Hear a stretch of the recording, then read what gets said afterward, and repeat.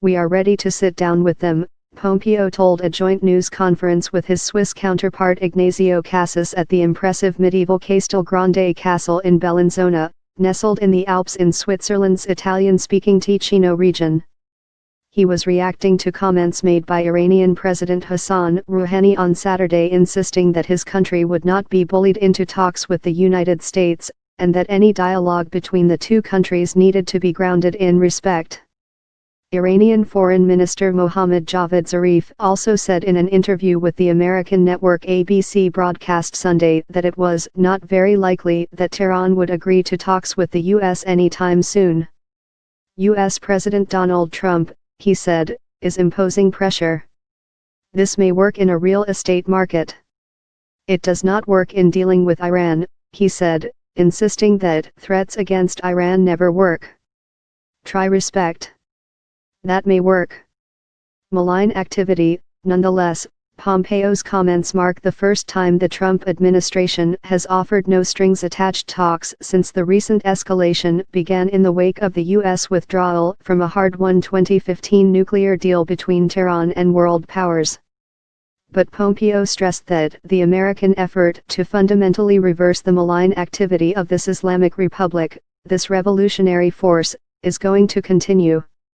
In other words, Washington has no intention to let up on its campaign of maximum pressure on Iran. Pompeo himself last year laid out 12 draconian demands he said Iran would need to meet before reaching a new deal with the United States, essentially addressing every aspect of Iran's missile program and what Washington calls its malign influence across the region.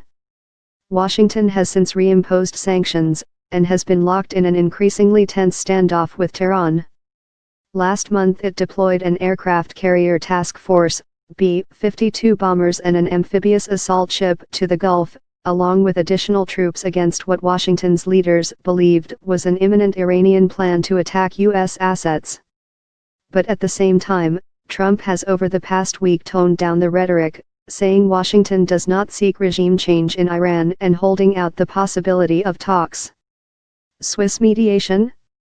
Swiss Foreign Minister Cassis meanwhile voiced his country's readiness to play the role of intermediary between the two countries. But he stressed Switzerland could not be mediators if there is not willingness on both sides.